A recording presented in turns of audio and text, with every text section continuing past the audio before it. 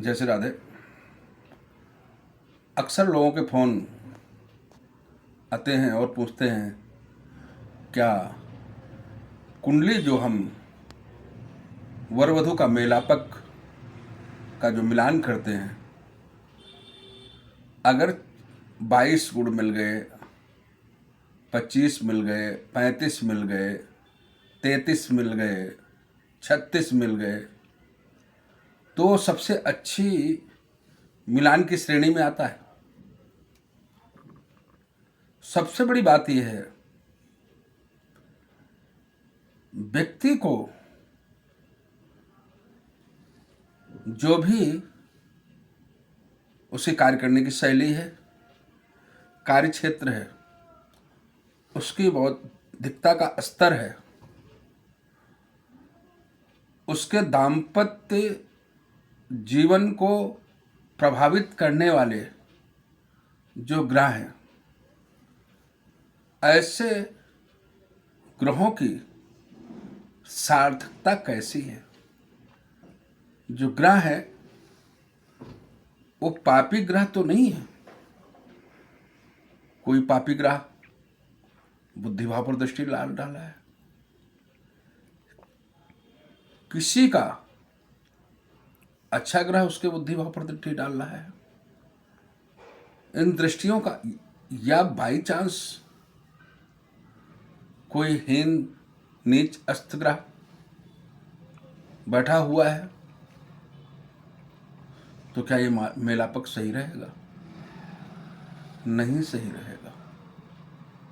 जो घर बैठे अपने पास कुंडली प्रो या पारासल लाइट अनेकों प्रकार के सॉफ्टवेयर जो मुफ्त में मिलते हैं, उनको लोड करके और घर में अपने आप ही ज्योतिषाचार्य बन जाते हैं।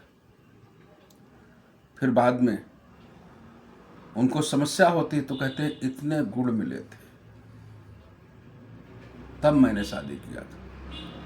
अरे भाई, कुंडली में गुणों की इतनी महत्वता नहीं है जितनी ग्रहों की है। ग्रह ही व्यक्ति का निर्माण करते हैं। यह व्यक्ति किस प्रकार की बुद्धि का है, इनकी बुद्धियां आपस में सामंजस्य खाती है कि नहीं खाती है। दाम्पत्य जीवन में बिछोह योग के ग्रह तो नहीं बैठे हुए हैं। दाम्पत्य जीवन में कहीं वैधव्य का योग तो नहीं है। आयु कैसी है, कुटुंब परिवार कैसा है, माता पिता कैसे हैं।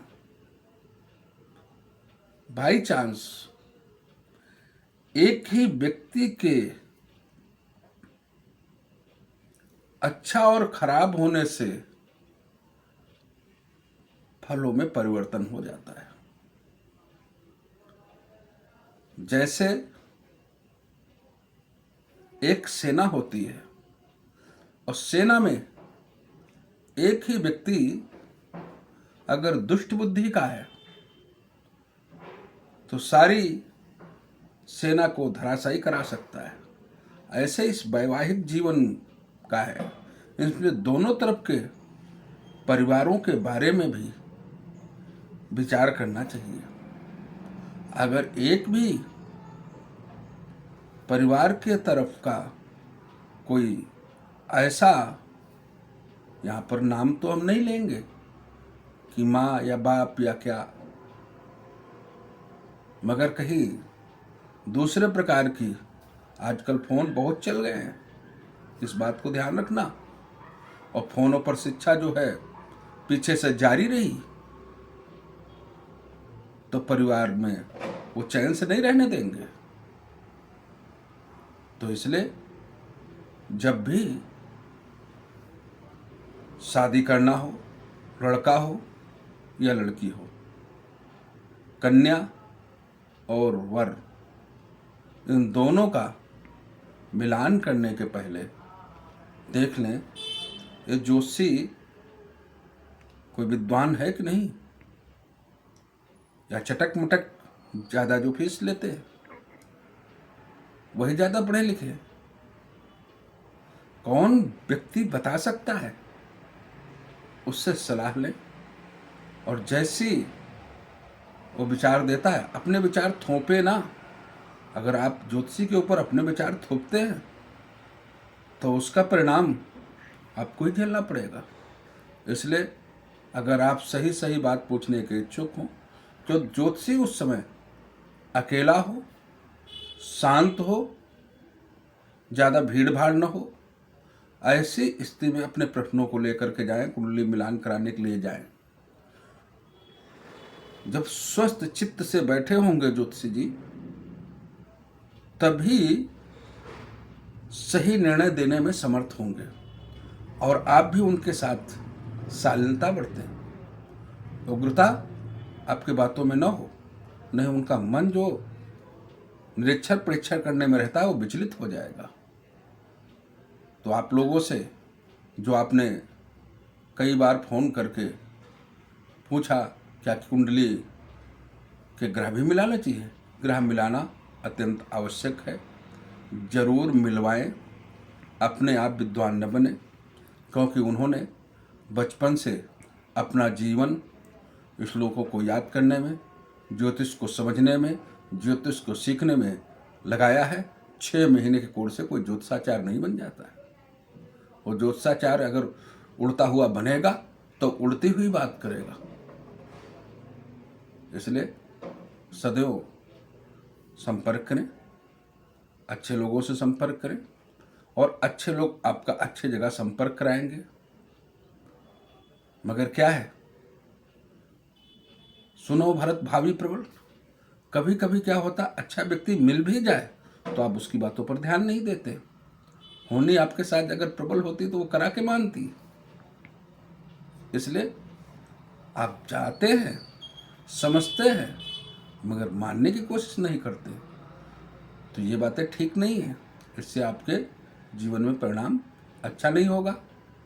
आप सदैव अपनी डेट ऑफ बर्थ सही बताएं, किसी प्रकार की मखौलबाजी ऐसी भावना लेकर के ना जाए। सदैव आप सामने वाले की बात शांत जिससे सुने, बीच बीच में बोलेंगे तो भी जो ज्योतिष करता है, जो ज्योतिष के बारे में जानता है, उसका ध्यान विचलित हो जाएगा। तो आप लोग को ये मैं बतला रहा हूँ, केवल ग्रह ही महत्वपूर्ण है, गुण उतने महत्वपूर्ण नहीं है। लोगों को अक्सर सुना होगा आपने कि 36 गुण मिले थे फिर भी तलाक हो गया। इसलिए आप सदैव इन बातों का ध्यान रखें। हमारे वीडियो को लाइक करें, सब्सक्राइब करें, और ज़्यादा से ज़्यादा शेयर करें। और जो भी व्यक्ति दिखाना चाहता है, पूछना चाहता है, तो समय फोन पर लेकर के उसके बाद ही आए।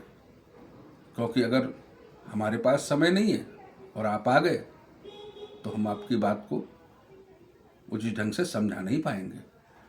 जय श्री राधे।